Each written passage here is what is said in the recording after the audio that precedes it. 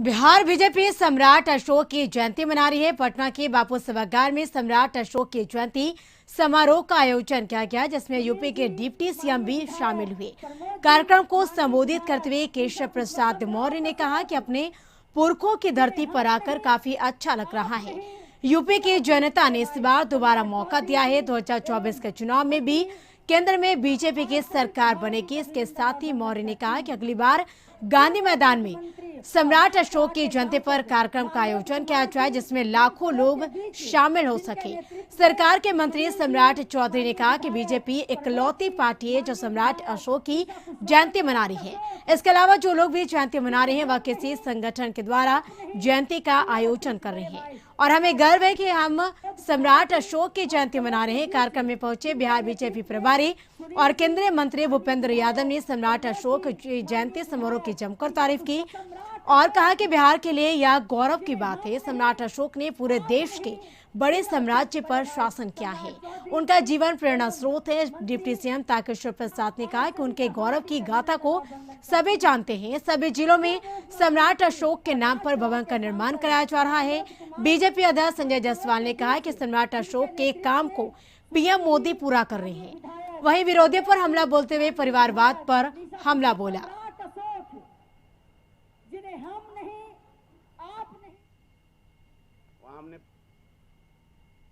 कि आने का कार्यक्रम तो हम सबके बीच में जब भी जरूरत पड़ेगी तब मैं आप सबके बीच में पार्टी का निर्देश होगा तब भी आऊंगा और जब आप सब बुलाएंगे तब भी आऊंगा।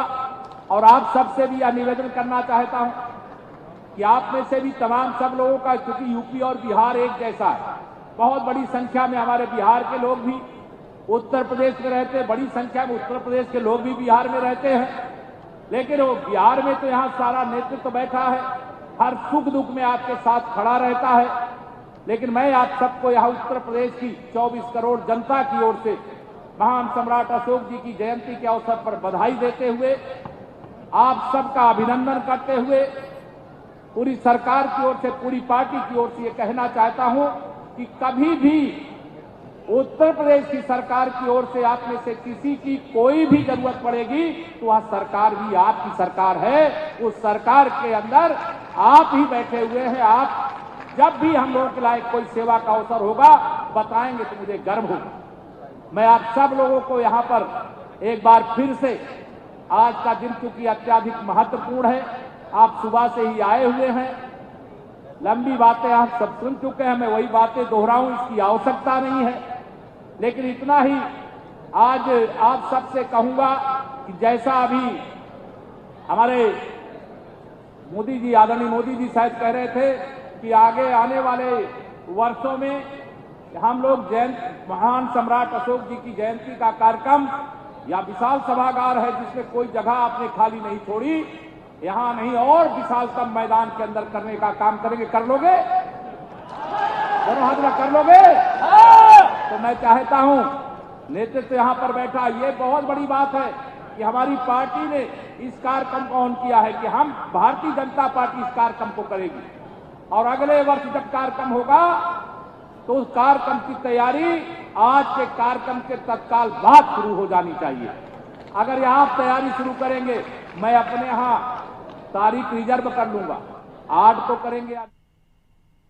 एक बार सम्राट अशोक जी को सत नमन करते हुए, जिन्होंने भारत की सनातन संस्कृति और सभ्यता के आधार पर हिंदुस्तान के समाज की जीवन को जिन्होंने उन्नत बनाया था। मगध साम्राज्य कभी दुनिया का सबसे बड़ा व्यापारिक केंद्र था। आप सभी नेताओं को सुनेंगे। बहुत बहुत धन्यवाद। आज सम्राट अशोक जी के नाम से भारत का चिन्ह भी सम्राट अशोक के नाम से है, स्तंभ, सम्राट अशोक के स्तंभ।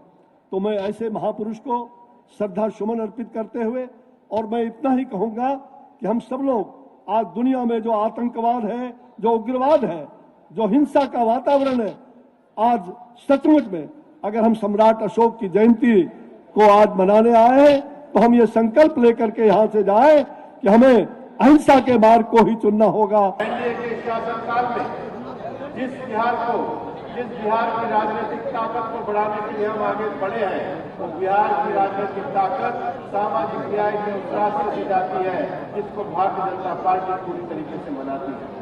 और यही कारण है कि 6 अप्रैल को भारतीय जनता पार्टी के स्थापना दिवस से लेकर के 11 अप्रैल को हमारे देश के महात्मा ज्योतिबा फुले जी की जयंती और 14 अप्रैल को बाबा साहब अम्बेडकर की जयंती का ये सामाजिक न्याय का पड़ा भारतीय जनता पार्टी पूरे देश को मना रही है। डॉक्टर संजय जायसवाल जी ने दया प्रकाश सिन्हा पर एफआईआर दर्ज किया था और मैं चाहता हूं सम्राट अशोक को अपमानित करने वाले, सम्राट अशोक की तुलना औरंगजेब से करने वाले इस डीपी सिन्हा पर एफआईआर दर्ज करवाया बीजेपी ने, उस एफआईआर पर कार्रवाई होनी चाहिए। तो एफआईआर पर कार्रवाई हो और ये समाज बता दे ये लव और कुश अब भारतीय जनता पार्टी के साथ है, केशव प्रसाद मौर्य के साथ है, नरेंद्र मोदी और अमित शाह के साथ है। सम्राट चौधरी जी जब नगर विकास एवं आवास मंत्री थे तो उन्होंने सम्राट अशोक भवन निर्माण का निर्णय लिया था और उस लिए गए निर्णय को हम सब आगे बढ़ाने का काम किया और पूरे बिहार में 1,39,00,000 की लागत से 10 सम्राट अशोक भवन का निर्माण कार्य पूरा हो चुका है। आने वाले दिनों में भी 66 सम्राट अशोक भवन का निर्माण कार्य शीघ्र ही पूरा होगा। प्रधानमंत्री नरेंद्र मोदी जी भी उसी तरीके से इस देश के मान सम्मान और ख्याति को बढ़ाने का काम कर रहे हैं। हम सब गौरवान्वित हैं कि जिस तरीके से आज सम्राट अशोक ने इस देश को आगे बढ़ाया था, दुनिया में अपनी एक पहचान बनाई थी, आज आदरणीय नरेंद्र मोदी जी के नेतृत्व में भारत फिर से एक बार पहचान बना रहा है।